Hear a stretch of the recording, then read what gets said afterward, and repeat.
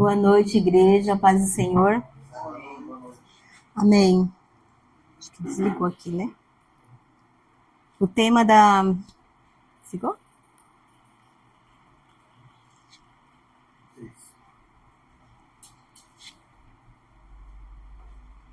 O tema da ministração é Mantenha a Esperança. O texto está em Atos, no capítulo 27. E essa palavra ela já está no meu coração já tem alguns meses, quando Deus falou comigo nesse texto. E hoje quero compartilhar com vocês. E enquanto eu estava vindo, eu estava pensando, é um texto longo, eu vou ler todo o texto, né? Se alguém quiser pode acompanhar ali, eu vou acompanhar aqui, porque senão meu pescocinho vai ficar... E eu estava pensando, né? Uma vez eu ouvi que se você vai ministrar e o texto for longo, pode ler, não se preocupa. Porque de repente a ministração não vai ser tão boa. Mas pelo menos você lê a palavra, né? Então eu vou ler. Esse texto fala sobre um dos naufrágios de Paulo. Diz assim: quando foi decidido que devíamos navegar para a Itália, entregaram Paulo e alguns outros presos a um centurião chamado Júlio, olha só, do batalhão imperial. Embarcando no navio de Adramítio, que estava de partida para costear a província da Ásia, fizemos-nos ao mar, indo conosco Aristarco, um macedônio de Tessalônica. No dia seguinte, chegamos a Sidom. Júlio, tratando Paulo com humanidade, permitiu que ele fosse ver os amigos e obter assistência. Partindo dali, navegamos ao abrigo da ilha de Chipre, porque os ventos eram contrários. E tendo atravessado o mar ao longo da Cilícia e Panfilha, chegamos a Mirra, na Lícia. Nesse porto, o centurião encontrou um navio de Alexandria, que estava de partida para a Itália, e nos fez embarcar nele. Navegamos vagarosamente muitos dias. Foi com dificuldade que chegamos às imediações de Cnido, não nos sendo permitido prosseguir por causa dos ventos contrários. Navegamos ao abrigo de Creta, na altura da Salmona.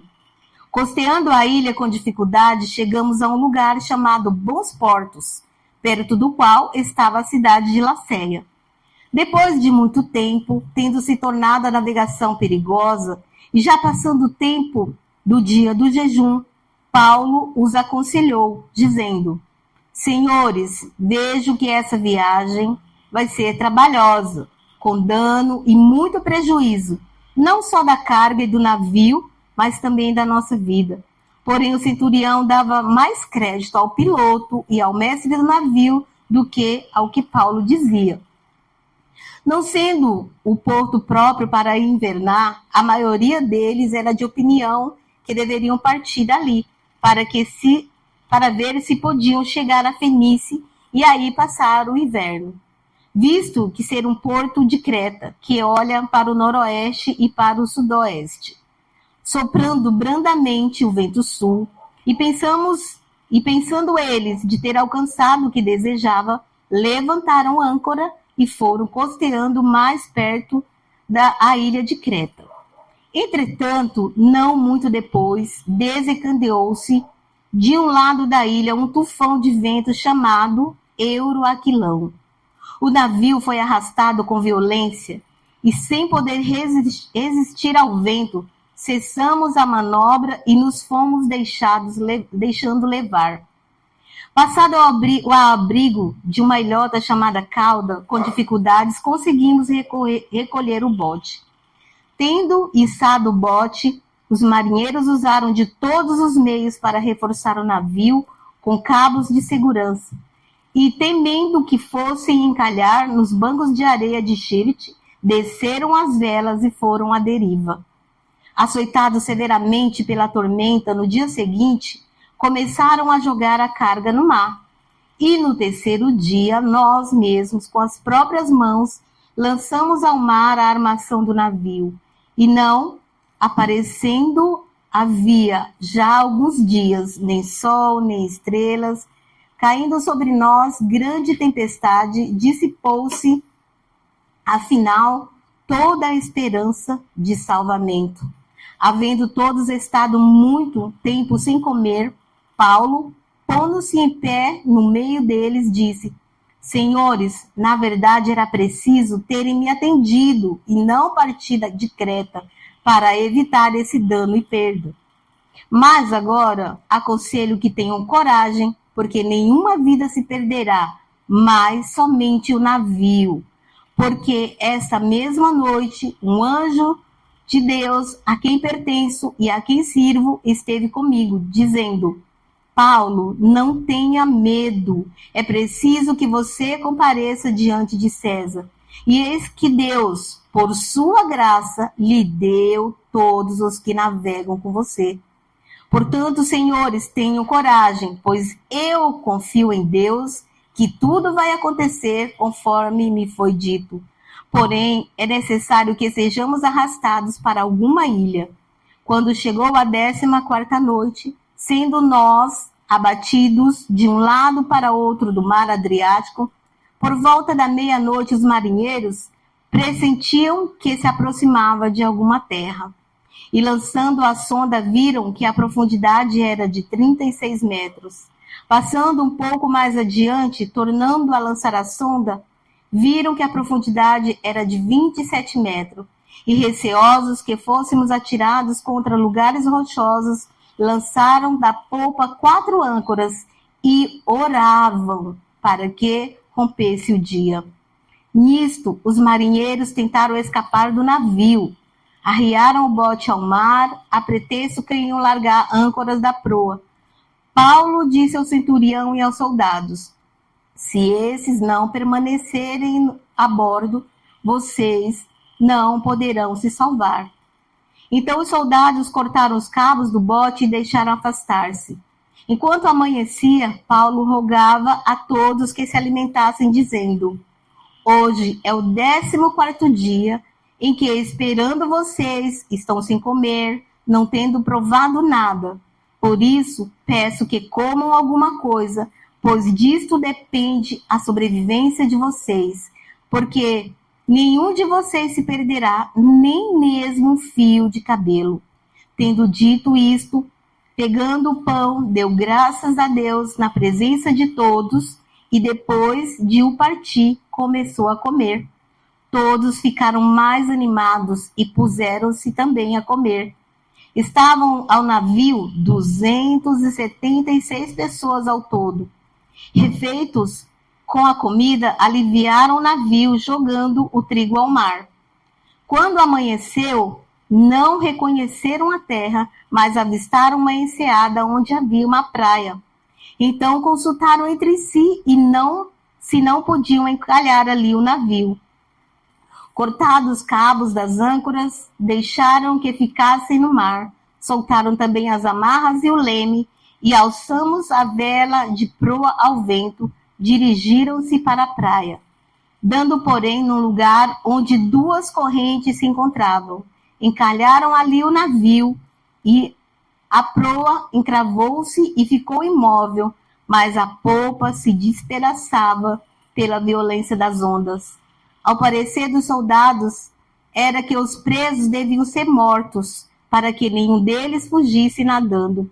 Mas o centurião, querendo salvar a Paulo, impediu-os de fazer isso, ordenou que os que soubessem nadar fossem os primeiros a se lançar no mar e alcançar a terra. Quando os demais se salvassem, uns em tábuas, outros em destroços do navio, e assim que todos se salvaram em terra. Amém? Senhor, a Ti toda a honra, toda a glória, todo o louvor. Espírito Santo de Deus, nós te pedimos, fala conosco nessa noite, através da Tua palavra. É o que nós te pedimos, em nome de Jesus. Amém. No final de novembro, começo de novembro, eu fiquei sabendo que eu ia sair de férias dezembro, né? E aí eu comecei a perguntar para Deus, Senhor, eu quero visitar minha família, será que eu vou, será que eu não vou? E aí o que vem? Essa palavra. E eu falei, Senhor, e agora? O Senhor quer que eu vá? O Senhor quer que eu não vá? Né? Mas o Senhor foi colocando paz no meu coração. Porque se tem uma coisa que eu faço quando eu vou tomar uma decisão, eu pergunto para o Senhor, Senhor, se é para eu fazer, coloca paz no meu coração. Se Deus não colocar paz, então eu nem vou, porque eu sei que não vai sair coisa boa. E aqui nós vemos mais uma história de navegação, porque na Bíblia tem muitos textos de naufrágio. Só Paulo, acho que foi 3 naufrágios que ele sofreu, né? Então ele já estava meio que perito em naufrágio. E Paulo, ele tinha uma certeza no coração dele. Se Deus permitiu que ele estivesse ali e se ele tinha um lugar para chegar, ele sabia que ele ia chegar independente do que tivesse que acontecer. E muitas vezes na nossa vida é assim também. A gente tem que ir para alguns lugares, tem que tomar algumas decisões. E o importante é perguntarmos ao Senhor. O texto diz que Paulo, ele orou a Deus. E quando Paulo viu, né, começaram ali aquela viagem, de repente os ventos começaram a ficar contrários, chegando em determinado lugar, mesmo Paulo ali, em Júlio, tendo se aproximado de Paulo, até por respeito talvez, por conhecer a história dele, né? Paulo falou, olha, não vamos prosseguir essa viagem, porque se a gente for, vai ser dano para o navio e até para as nossas vidas. Mas o Júlio, ele confiou em quem? Poxa, o piloto do navio é experiente, o mestre é experiente. Se eles estão falando que dá para ir, então eu tenho que chegar, eu tenho um objetivo, eu tenho um lugar para ir, vamos continuar. E nós lemos no texto que inúmeras situações aconteceram, né? 14 dias sem comer, né? Em jejum, em oração, na tempestade. Eu não sei se vocês já atravessaram literalmente uma tempestade, não, digamos, numa viagem, mas em um determinado lugar. É assustador, né? Principalmente uma tempestade de raios. É lindo, eu acho lindo, mas é muito assustador, não é verdade?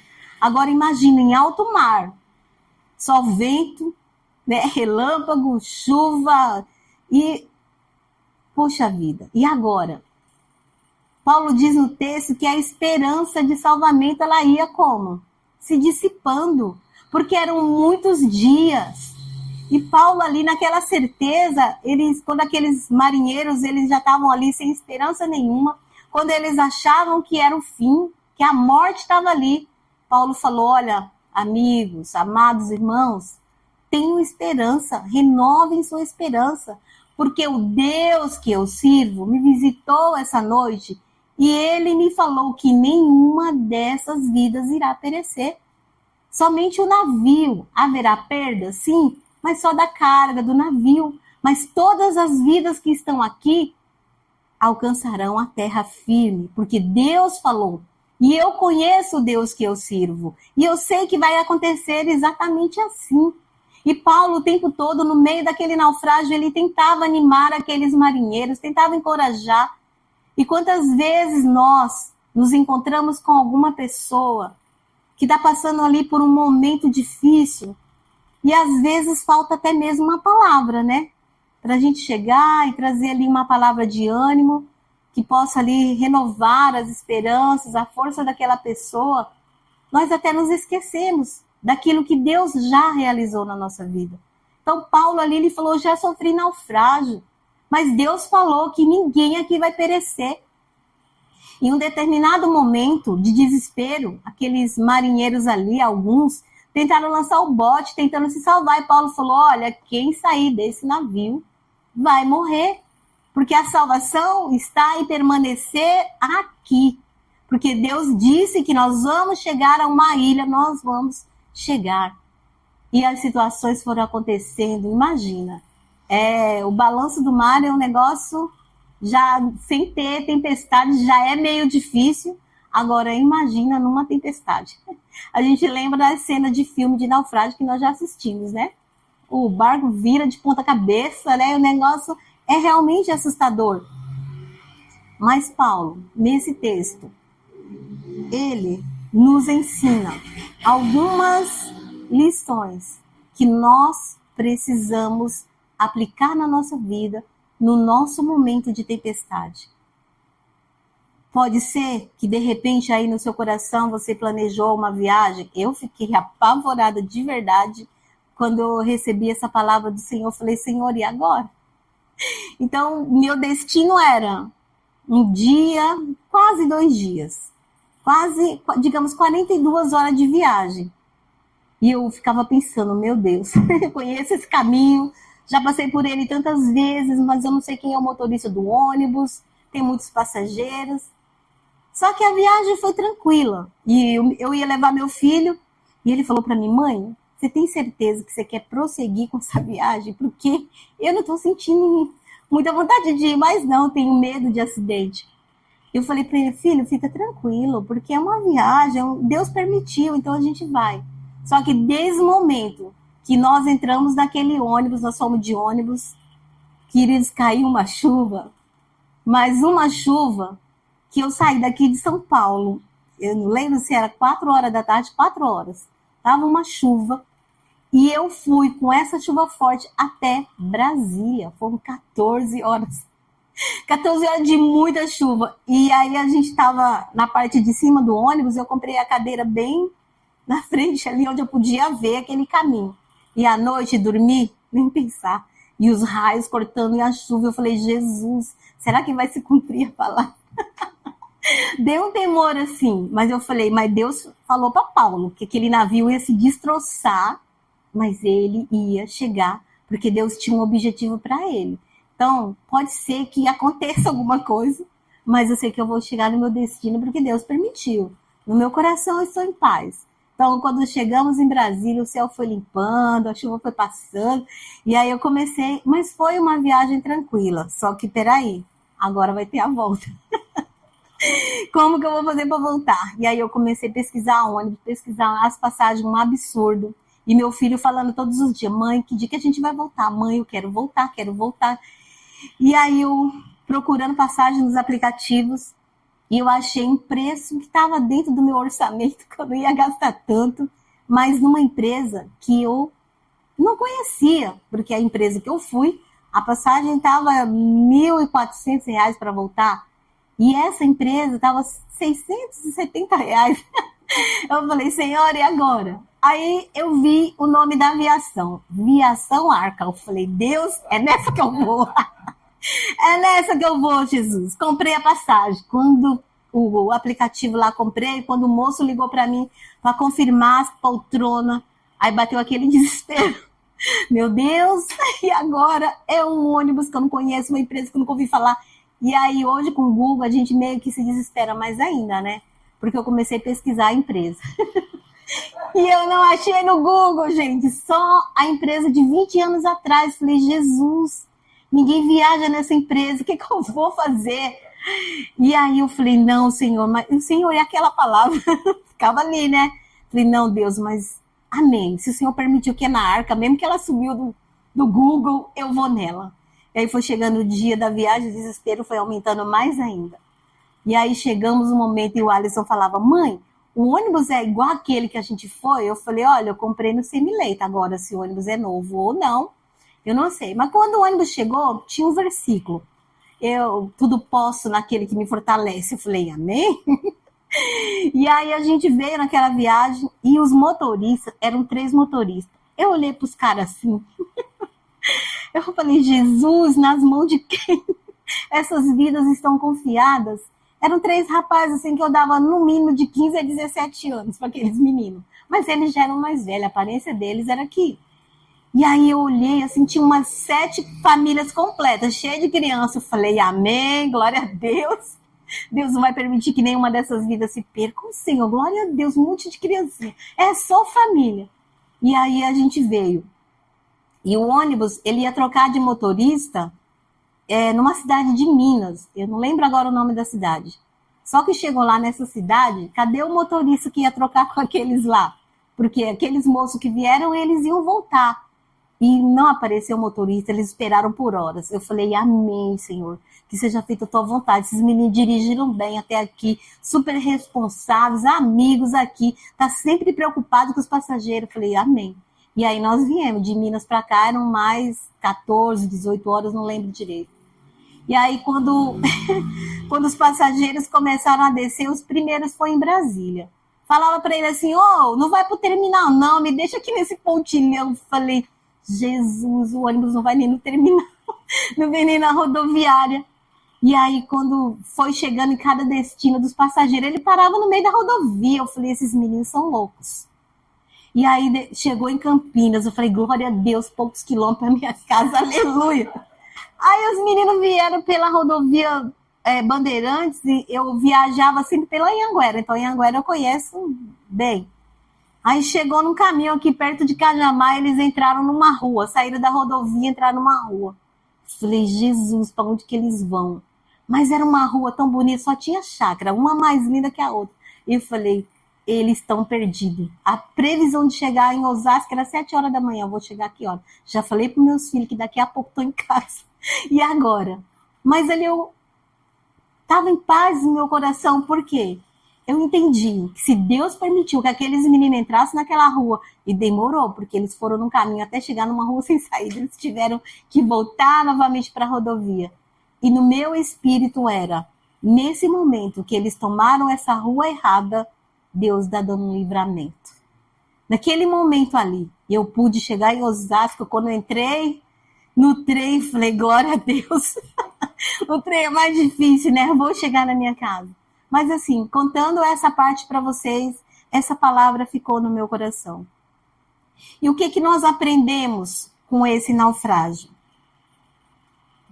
É que existem, né, quando a tempestade vem sobre as nossas vidas, nós precisamos ter algumas certezas. A primeira delas é que nós precisamos ouvir conselhos. Por que eles perderam tudo? Porque chegou um determinado momento, Paulo falou para eles, olha, vamos parar por aqui, vamos deixar passar, não vamos prosseguir nessa viagem, olha, não vai ser legal, vai ter dano para a carga, para o navio e até para as nossas vidas. O Júlio quis ouvir? Não. Ele preferiu, falou, não, o piloto, o marinheiro, ele entende de tudo, ele é experiente, vamos seguir, dá para seguir. Só que aí os ventos foram aumentando, a tempestade foi chegando, e de repente eles tiveram que lançar tudo fora. Sem contar o quê? Que eles oravam e jejuavam o tempo todo. Porque o texto diz que eles jejuaram por 14 dias. Então são 14 dias de muita oração. O tempo todo clamando por socorro. E muitas vezes, algumas situações acontecem na nossa vida porque nós não ouvimos conselho. Às vezes a gente até pergunta para o Senhor, Senhor, é para mim prosseguir? E às vezes não, eu quero ir, eu vou e pronto. De repente chega aí o pastor, né? Uma pessoa e fala, olha, não vai por aí, não vai dar certo. Olha, não é isso que Deus tem para você. Mas muitas vezes nós insistimos em desobedecer a palavra de Deus. E o que acontece? Quando vemos, já estamos no meio da calamidade, no meio de uma destruição, algo que vem para nos abater mesmo. Segundo, nós precisamos nos livrar dos excessos. Aqueles marinheiros, no momento de desespero, o que eles fizeram? Começaram a jogar tudo fora. Basicamente, eles desmontaram o navio, jogaram mastro, jogaram isso, jogaram tudo fora. E muitas vezes, quando nós estamos num momento assim de tempestade, de dificuldade, nós precisamos lançar algumas coisas fora, aliviar. Quantas vezes Deus fala? Deus falou para aqueles, olha só, Paulo, tudo vai se perder, menos as 276 vidas. E às vezes, na nossa vida, nós temos que perder algumas coisas para que nós não percamos a nossa própria vida. E nós não gostamos de perder, pelo menos eu. gosto de perder. Eu sei que tem momentos que eu preciso perder. Tem perdas na nossa vida que não são perdas, são ganhos. E a gente não entende. Mas, Senhor, por que o Senhor tirou isso? Por que o Senhor tirou? Mas por que o Senhor? E nós, muitas vezes, Deus está falando, olha, para que você está ansioso? Coloca nas minhas mãos a tua ansiedade, a tua inquietação, o que está perturbando o teu coração. Se livra desse excesso. Você, com as suas preocupações, você não vai conseguir chegar a lugar nenhum. Mas coloca nas minhas mãos e deixa que eu te guio. E o que a gente faz? Tá bom, Senhor, mas ao mesmo tempo que você entrega, você pega tudo de volta. E aí as coisas ficam muito piores. Então, se livre dos excessos. Permita que Deus cuide da sua vida. Amém?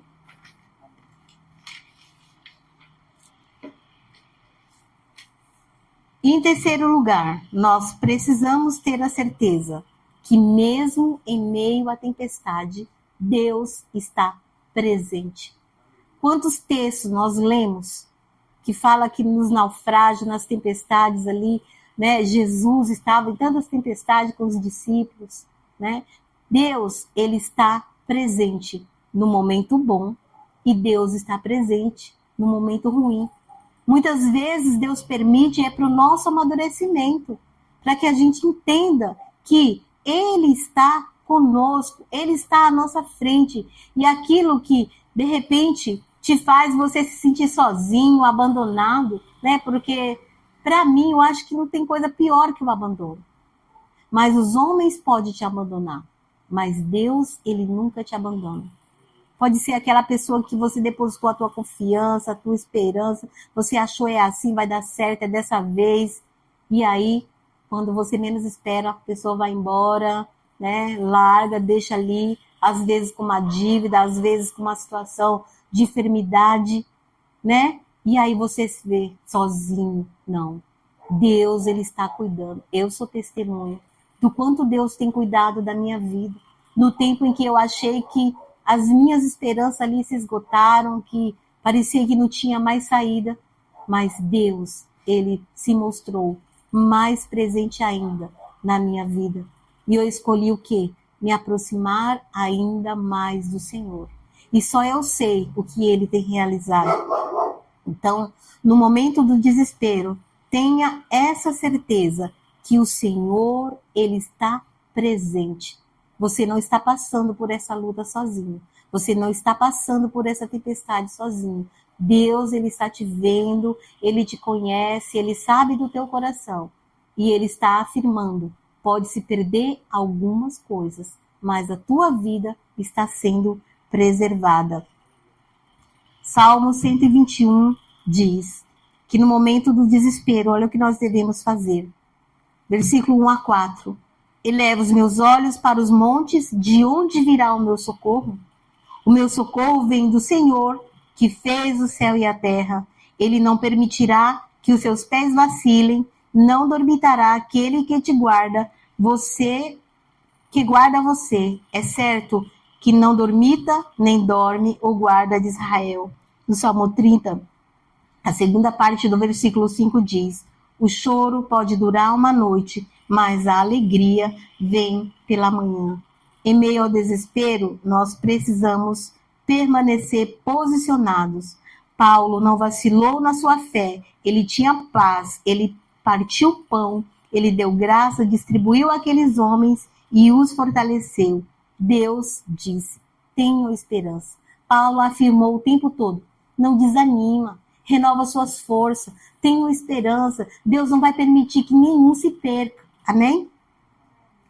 Hebreus, no capítulo 6, versículo 19, diz que temos essa esperança por âncora da nossa alma. A nossa esperança é a âncora da nossa vida.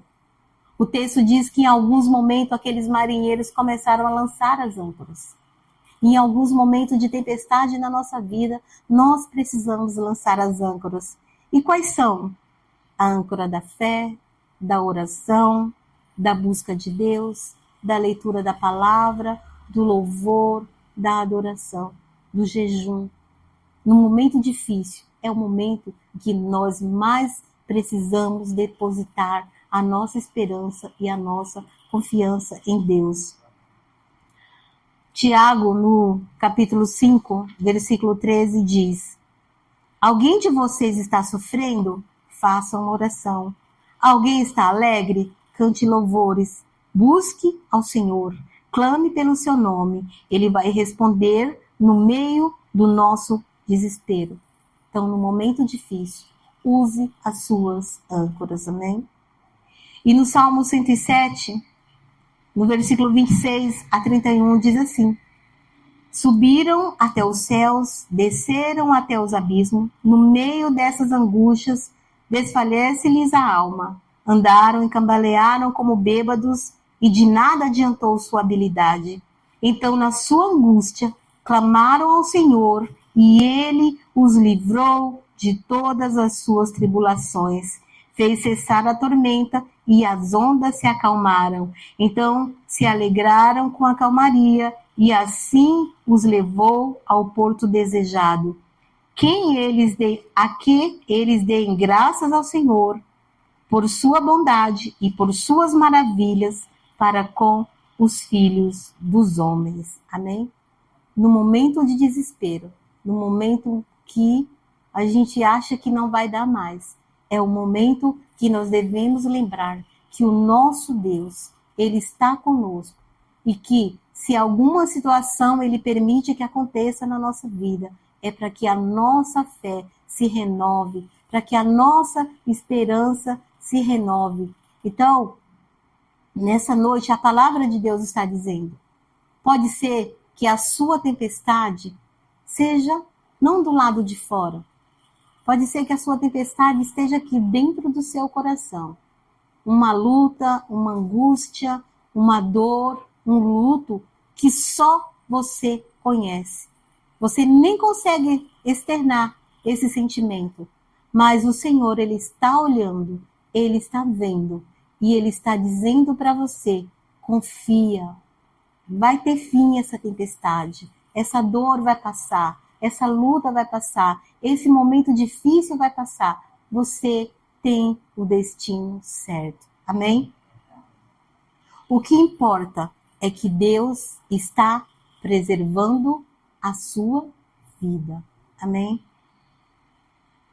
E, assim como Paulo, será que você pode encorajar outras pessoas que possam estar passando por um momento que não está sendo fácil? Será que você pode chegar para essa pessoa e falar, olha, não temas, porque o Deus a quem eu sirvo, o Deus que eu conheço, o Deus que eu tenho clamado, o Deus que eu tenho depositado a minha confiança e a minha esperança, está dizendo para você, você não vai perecer. Amém? Aleluia. Curva sua cabeça por um momento.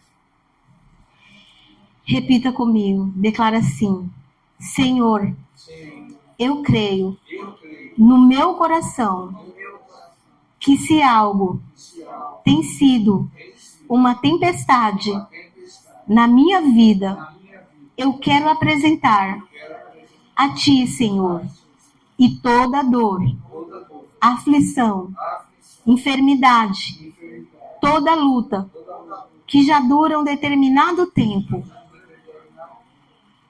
todo esse naufrágio na minha vida, eu digo, há esperança, porque a Tua palavra me garante que a árvore, ainda que esteja cortada, os seus ramos brotarão.